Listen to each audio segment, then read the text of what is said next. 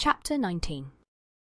The next day opened a new scene at Longbourn. Mr. Collins made his declaration in form, having resolved to do it without loss of time, as his leave of absence extended only to the following Saturday, and having no feelings of diffidence to make it distressing to himself even at the moment, he set about it in a very orderly manner, with all the observances which he supposed a regular part of the business. On finding Mrs. Bennet, Elizabeth, and one of the younger girls together, soon after breakfast, he addressed the mother in these words: "May I hope, madam, for your interest with your fair daughter Elizabeth, when I solicit for the honour of a private audience with her in the course of this morning?" Before Elizabeth had time for anything but a blush of surprise, Mrs. Bennet instantly answered, "Oh dear, yes, certainly. I am sure Lizzie will be very happy. I am sure she can have no objection. Come, Kitty, I want you upstairs." And gathering her work together, she was hastening away, when Elizabeth called out, "Dear ma'am, do not go. I beg you will not go. Mr. Collins must excuse me. He can have nothing to say to me that anybody need not hear. I am going away myself." No, nonsense, Lizzie. I desire you will stay where you are." And upon Elizabeth's seeming really, with vexed and embarrassed looks, about to escape, she added, "Lizzie, I insist upon your staying and hearing Mr. Collins." Elizabeth would not oppose such an injunction, and a moment's consideration making her also sensible that it would be wisest to get it over as soon and as quietly as possible, she sat down again and tried to conceal, by incessant employment, the feelings which were divided between distress and diversion. Mrs. Bennet and Kitty walked off, and as soon as they were gone, Mr. Collins began. "Believe me, my dear Miss Elizabeth, that your modesty, so far from doing you any disservice, rather adds to your other perfections. You would have been less amiable in my eyes, had there not been this little unwillingness. But allow me to assure you that I have your respected mother's permission for this address. You can hardly doubt the purport of my discourse, however your natural delicacy may lead you to dissemble. My attentions have been too marked to be mistaken. Almost as soon as I entered the house, I singled you out as the companion of my future life. But before I am run away with by my feelings on this subject, perhaps it will be advisable for me to state my reasons for marrying, and moreover for coming into Hertfordshire with the design of selecting a wife, as I certainly did." The idea of Mr. Collins, with all his solemn composure, being run away with by his feelings, made Elizabeth so near laughing that she could not use the short pause he allowed in any attempt to stop him farther, and he continued, "My reasons for marrying are, first, that I think it a right thing for every clergyman in easy circumstances, like myself, to set the example of matrimony in his parish. Secondly, that I am convinced it will add very greatly to my happiness. And thirdly, which perhaps I ought to have mentioned earlier, that it is the particular advice and recommendation of the very noble lady whom I have the honour of calling patroness. Twice has she condescended to give me her opinion, unasked too, on this subject. And it was but the very Saturday night before I left Hunsford, between our pools at quadrille, while Mrs. Jenkinson was arranging Mr. Borg's footstool, that she said, "Mr. Collins, you must marry. A clergyman like you must marry. Choose properly. Choose a gentlewoman for my sake and for your own.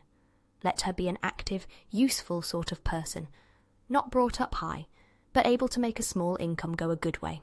This is my advice. Find such a woman as soon as you can, bring her to Hunsford, and I will visit her. Allow me, by the way, to observe, my fair cousin, that I do not reckon the notice and kindness of Lady Catherine de Bourgh as among the least of the advantages in my power to offer. You will find her manners beyond anything I can describe, and your wit and vivacity, I think, must be acceptable to her, especially when tempered with the silence and respect which her rank will inevitably excite. Thus much for my general intention in favour of matrimony. It remains to be told why my views were directed to Longbourn instead of my own neighbourhood, where I assure you there are many amiable young women.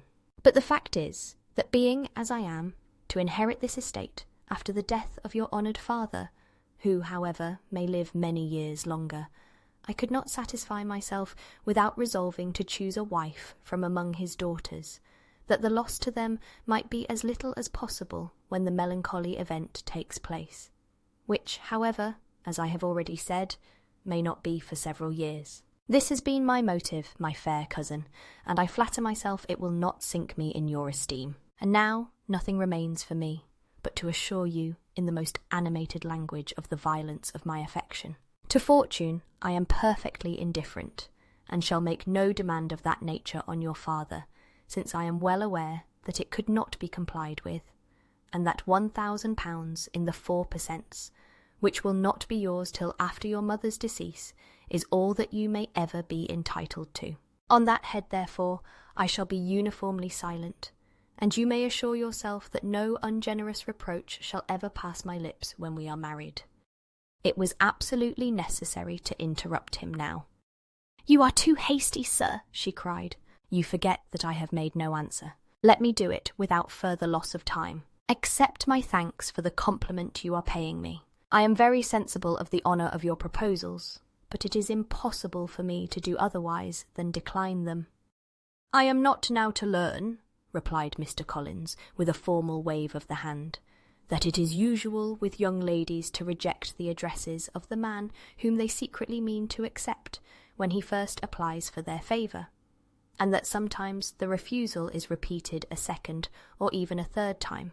I am, therefore, by no means discouraged by what you have just said, and shall hope to lead you to the altar ere long." "Upon my word, sir," cried Elizabeth, "your hope is rather an extraordinary one after my declaration. I do assure you that I am not one of those young ladies, if such young ladies there are, who are so daring as to risk their happiness on the chance of being asked a second time. I am perfectly serious in my refusal. You could not make me happy, and I am convinced that I am the last woman in the world who would make you so. Nay, were your friend Lady Catherine to know me, I am persuaded she would find me in every respect ill qualified for the situation." "Were it certain that Lady Catherine would think so," said Mr. Collins very gravely, "but I cannot imagine that her ladyship would at all disapprove of you. And you may be certain that when I have the honour of seeing her again, I shall speak in the highest terms of your modesty, economy, and other amiable qualifications. Indeed, Mr. Collins, all praise of me will be unnecessary. You must give me leave to judge for myself, and pay me the compliment of believing what I say. I wish you very happy and very rich, and by refusing your hand do all in my power to prevent your being otherwise. In making me the offer, you must have satisfied the delicacy of your feelings with regard to my family, and may take possession of Longbourn estate whenever it falls, without any self-reproach. This matter may be considered, therefore, as finally settled, and rising as she thus spoke, she would have quitted the room, had not Mr. Collins thus addressed her. "When I do myself the honour of speaking to you next on the subject, I shall hope to receive a more favourable answer than you have now given me, though I am far from accusing you of cruelty at present, because I know it to be the established custom of your sex to reject a man on the first application, and perhaps you have even now said as much to encourage my suit as would be consistent with the true delicacy of the female character." "Really, Mr. Collins," cried Elizabeth with some warmth, "you puzzle me exceedingly. If what I have hitherto said can appear to you in the form of encouragement, I know not how to express my refusal in such a way as may convince you of its being one. You must give me leave to flatter myself, my dear cousin, that your refusal of my addresses are merely words, of course. My reasons for believing it are briefly these. It does not appear to me that my hand is unworthy of your acceptance, or that the establishment I can offer would be any other than highly desirable. My situation in life, my connections with the family of de Bourgh, and my relationship to your own are circumstances highly in my favour, and you should take it into further consideration that in spite of your manifold attractions, it is by no means certain that another offer of marriage may ever be made you. Your portion is unhappily so small that it will in all likelihood undo the effects of your loveliness and amiable qualifications. As I must, therefore, conclude that you are not serious in your rejection of me, I shall choose to attribute it to your wish of increasing my love by suspense, according to the usual practice of elegant females. I do assure you, sir, that I have no pretensions whatever to that kind of elegance which consists in tormenting a respectable man. I would rather be paid the compliment of being believed sincere. I thank you again and again for the honour you have done me in your proposals, but to accept them is absolutely impossible. My feelings in every respect forbid it. Can I speak plainer? Do not consider me now as an elegant female intending to plague you, but as a rational creature speaking the truth from her heart. You are uniformly charming, cried he, with an air of awkward gallantry, and I am persuaded that, when sanctioned by the express authority of both your excellent parents, my proposals will not fail of being acceptable. To such perseverance in wilful self-deception, Elizabeth would make no reply, and immediately and in silence withdrew, determined that if he persisted in considering her repeated refusals as flattering encouragement, to apply to her father, whose negative might be uttered in such a manner as must be decisive, and whose behaviour at least could not be mistaken for the affectation and coquetry of an elegant female. Chapter 20.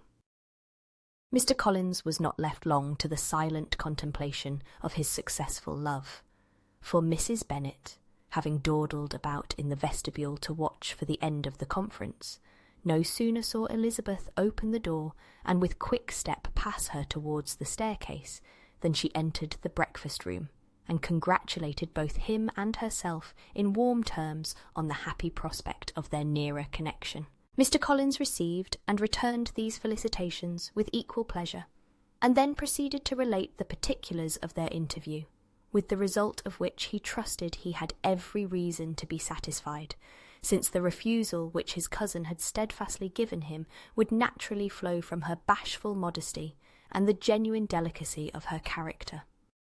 This information, however, startled Mrs. Bennet. She would have been glad to be equally satisfied that her daughter had meant to encourage him by protesting against his proposals, but she dared not believe it, and could not help saying so.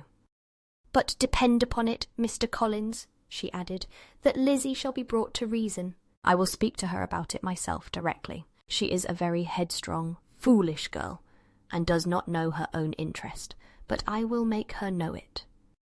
"Pardon me for interrupting you, madam," cried Mr. Collins, "but if she is really headstrong and foolish, I know not whether she would altogether be a very desirable wife to a man in my situation, who naturally looks for happiness in the marriage state. If, therefore, she actually persists in rejecting my suit, perhaps it were better not to force her into accepting me, because if liable to such defects of temper, she could not contribute much to my felicity." "Sir, you quite misunderstand me," said Mrs. Bennet, alarmed. "Lizzie is only headstrong in such matters as these. In everything else, she is as good-natured a girl as ever lived. I will go directly to Mr. Bennet, and we shall very soon settle it with her, I am sure." She would not give him time to reply, but hurrying instantly to her husband, called out as she entered the library, "Oh, Mr. Bennet, you are wanted immediately. We are all in an uproar. You must come and make Lizzie marry Mr. Collins, for she vows she will not have him, and if you do not make haste, he will change his mind and not have her." Mr. Bennet raised his eyes from his book as she entered, and fixed them on her face with a calm unconcern, which was not in the least altered by her communication. "I have not the pleasure of understanding you," said he, when she had finished her speech. "Of what are you talking?" "Of Mr. Collins and Lizzie. Lizzie declares she will not have Mr. Collins, and Mr. Collins begins to say that he will not have Lizzie. And what am I to do on the occasion? It seems a hopeless business. Speak to Lizzie about it yourself. Tell her that you insist upon her marrying him. Let her be called down. She shall hear my opinion." Mrs. Bennet rang the bell, and Miss Elizabeth was summoned to the library. "Come here, child," cried her father as she appeared. "I have sent for you on an affair of importance. I understand that Mr. Collins has made you an offer of marriage. Is it true?" Elizabeth replied that it was. "Very well. And this offer of marriage you have refused?" "I have, sir." "Very well. We now come to the point. Your mother insists upon your accepting it. Is it not so, Mrs. Bennet?" "Yes, or I will never see her again." "An unhappy alternative is before you, Elizabeth. From this day you must be a stranger to one of your parents. Your mother will never see you again if you do not marry Mr. Collins, and I will never see you again if you do." Elizabeth could not but smile at such a conclusion of such a beginning, but Mrs. Bennet, who had persuaded herself that her husband regarded the affair as she wished, was excessively disappointed. "What do you mean, Mr. Bennet, by talking in this way? You promised me to insist upon her marrying him." "My dear," replied her husband, "I have two small favours to request. First, that you will allow me the free use of my understanding on the present occasion, and secondly, of my room. I shall be glad to have the library to myself as soon as may be." Not yet, however, in spite of her disappointment in her husband, did Mrs. Bennet give up the point. She talked to Elizabeth again and again, coaxed and threatened her by turns. She endeavoured to secure Jane in her interest, but Jane, with all possible mildness, declined interfering, and Elizabeth, sometimes with real earnestness, and sometimes with playful gaiety, replied to her attacks. Though her manner varied, however, her determination never did. Mr. Collins, meanwhile, was meditating in solitude on what had passed. He thought too well of himself to comprehend on what motive his cousin could refuse him, and though his pride was hurt, he suffered in no other way. His regard for her was quite imaginary, and the possibility of her deserving her mother's reproach prevented his feeling any regret. While the family were in this confusion, Charlotte Lucas came to spend the day with them. She was met in the vestibule by Lydia, who, flying to her, cried in a half-whisper, "I am glad you are come, for there is such fun here. What do you think has happened this morning? Mr. Collins has made an offer to Lizzie, and she will not have him." Charlotte had hardly time to answer before they were joined by Kitty, who came to tell the same news, and no sooner had they entered the breakfast-room, where Mrs. Bennet was alone, than she likewise began on the subject, calling on Miss Lucas for her compassion, and entreating her to persuade her friend Lizzie to comply with the wishes of her family. "Pray do, my dear Miss Lucas," she added, in a melancholy tone, "for nobody is on my side. Nobody takes part with me. I am cruelly used. Nobody feels for my poor nerves." Charlotte's reply was spared by the entrance of Jane and Elizabeth. "Aye, there she comes," continued Mrs. Bennet, looking as unconcerned as may be, and caring no more for us than if we were at York, provided she can have her own way. "But I tell you what, Miss Lizzie, if you take it into your head to go on refusing every offer of marriage in this way, you will never get a husband at all. And I am sure I do not know who is to maintain you when your father is dead. I shall not be able to keep you, and so I warn you. I have done with you from this very day. I told you in the library, you know, that I should never speak to you again, and you will find me as good as my word. I have no pleasure in talking to undutiful children. Not that I have much pleasure, indeed, in talking to anybody. People who suffer, as I do, from nervous complaints, can have no great inclination for talking. Nobody can tell what I suffer, but it is always so. Those who do not complain are never pitied." Her daughters listened in silence to this effusion, sensible that any attempt to reason with or soothe her would only increase the irritation. She talked on, therefore, without interruption from any of them, till they were joined by Mr. Collins, who entered with an air more stately than usual, and on perceiving whom, she said to the girls, "Now, I do insist upon it, that you, all of you, hold your tongues, and let Mr. Collins and me have a little conversation together."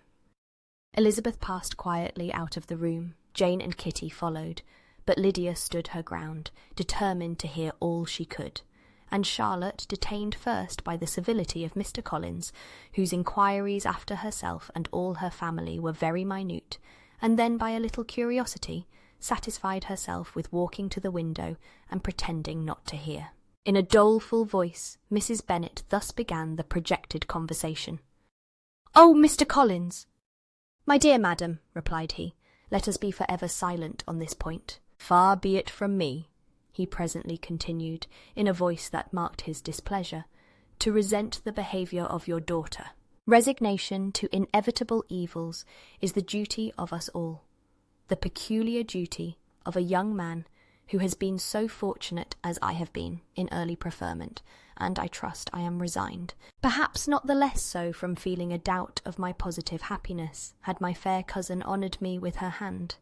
for I have often observed that resignation is never so perfect as when the blessing denied begins to lose somewhat of its value in our estimation. You will not, I hope, consider me as showing any disrespect to your family, my dear madam, by thus withdrawing my pretensions to your daughter's favour, without having paid yourself and Mr. Bennet the compliment of requesting you to interpose your authority in my behalf. My conduct may, I fear, be objectionable in having accepted my dismission from your daughter's lips instead of your own, but we are all liable to error. I have certainly meant well through the whole affair.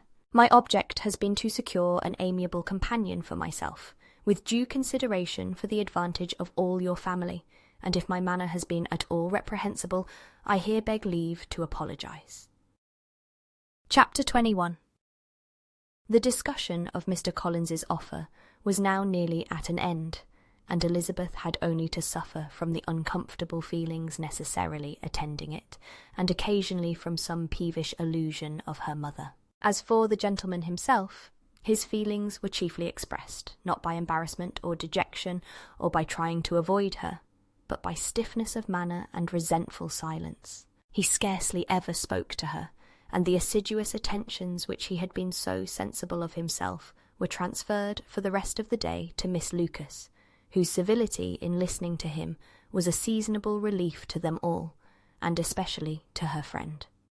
The morrow produced no abatement of Mrs. Bennet's ill humour or ill health. Mr. Collins was also in the same state of angry pride. Elizabeth had hoped that his resentment might shorten his visit, but his plan did not appear in the least affected by it. He was always to have gone on Saturday, and to Saturday he still meant to stay. After breakfast, the girls walked to Meryton, to inquire if Mr. Wickham were returned, and to lament over his absence from the Netherfield ball. He joined them on their entering the town, and attended them to their aunt's, where his regret and vexation and the concern of everybody were well talked over. To Elizabeth, however, he voluntarily acknowledged that the necessity of his absence had been self-imposed. "I found," said he, as the time drew near, "that I had better not meet Mr. Darcy, that to be in the same room, the same party with him for so many hours together, might be more than I could bear, and that scenes might arise unpleasant to more than myself."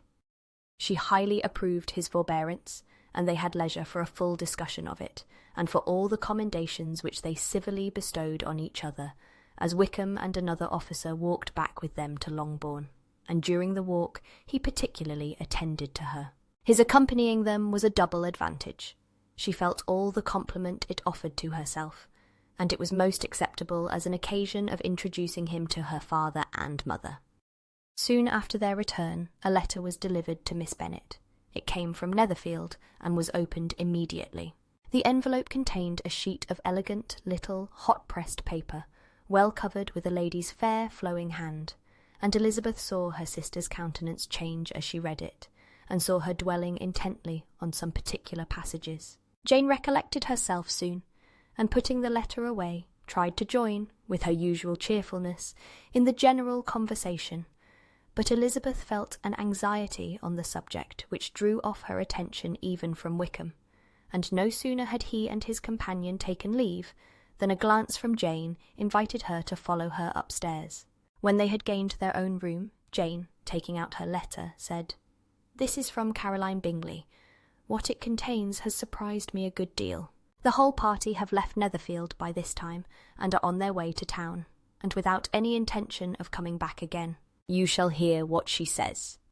She then read the first sentence aloud, which comprised the information of their having just resolved to follow their brother to town directly, and of their meaning to dine that day in Grosvenor Street, where Mr. Hurst had a house. The next was in these words: "I do not pretend to regret anything I shall leave in Hertfordshire except your society, my dearest friend, but we will hope, at some future period, to enjoy many returns of that delightful intercourse we have known, and in the meanwhile may lessen the pain of separation by a very frequent and most unreserved correspondence. I depend on you for that."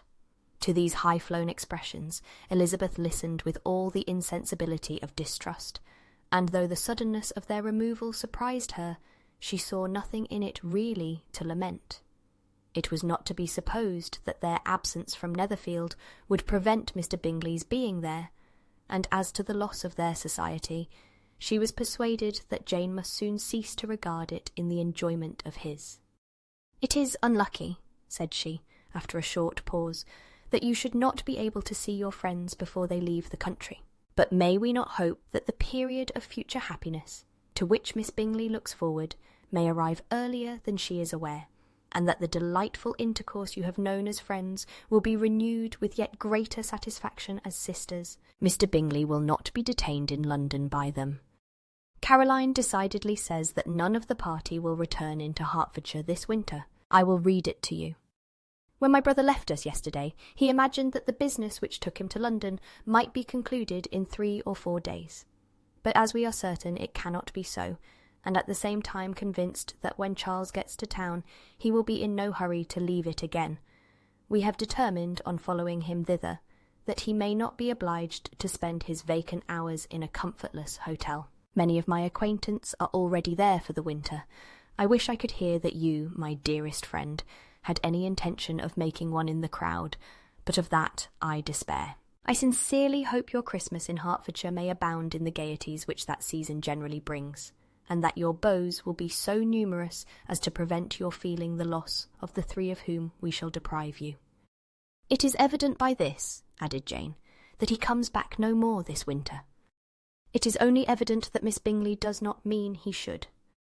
Why will you think so?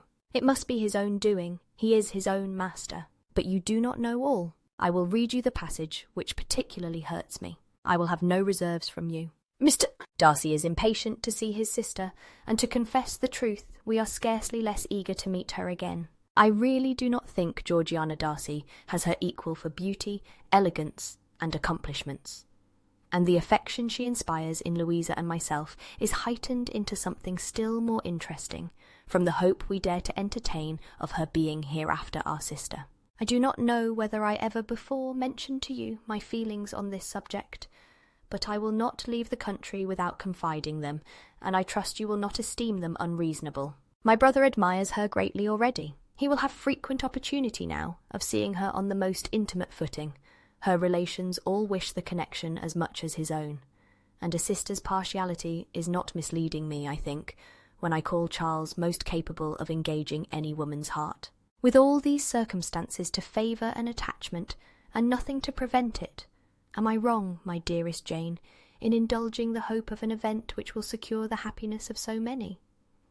What think you of this sentence, my dear Lizzie? Said Jane, as she finished it. Is it not clear enough? Does it not expressly declare that Caroline neither expects nor wishes me to be her sister, that she is perfectly convinced of her brother's indifference, and that if she suspects the nature of my feelings for him, she means, most kindly, to put me on my guard? Can there be any other opinion on the subject? Yes, there can, for mine is totally different. Will you hear it? Most willingly. You shall have it in a few words. Miss Bingley sees that her brother is in love with you and wants him to marry Miss Darcy. She follows him to town in the hope of keeping him there, and tries to persuade you that he does not care about you.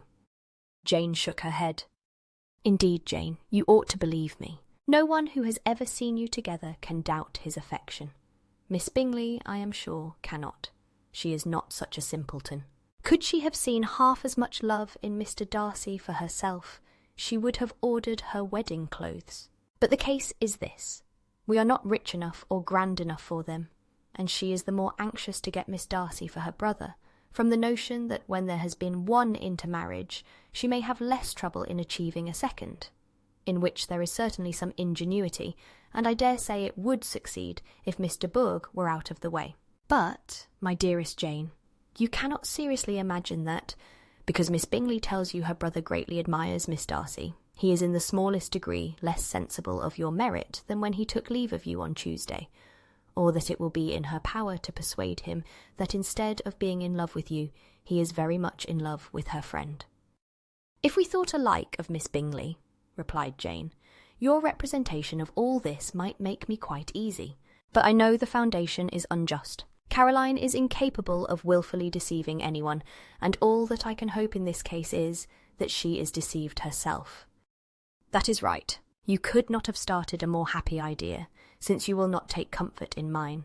Believe her to be deceived, by all means. You have now done your duty by her, and must fret no longer. But, my dear sister, can I be happy, even supposing the best, in accepting a man whose sisters and friends are all wishing him to marry elsewhere? You must decide for yourself, said Elizabeth, and if, upon mature deliberation, you find that the misery of disobliging his two sisters is more than equivalent to the happiness of being his wife, I advise you, by all means, to refuse him. How can you talk so? Said Jane, faintly smiling. You must know that, though I should be exceedingly grieved at their disapprobation, I could not hesitate. I did not think you would, and that being the case, I cannot consider your situation with much compassion. But if he returns no more this winter, my choice will never be required. 1,000 things may arise in 6 months. The idea of his returning no more Elizabeth treated with the utmost contempt. It appeared to her merely the suggestion of Caroline's interested wishes, and she could not for a moment suppose that those wishes, however openly or artfully spoken, could influence a young man so totally independent of everyone. She represented to her sister, as forcibly as possible, what she felt on the subject, and had soon the pleasure of seeing its happy effect. Jane's temper was not desponding, and she was gradually led to hope, though the diffidence of affection sometimes overcame the hope, that Bingley would return to Netherfield and answer every wish of her heart.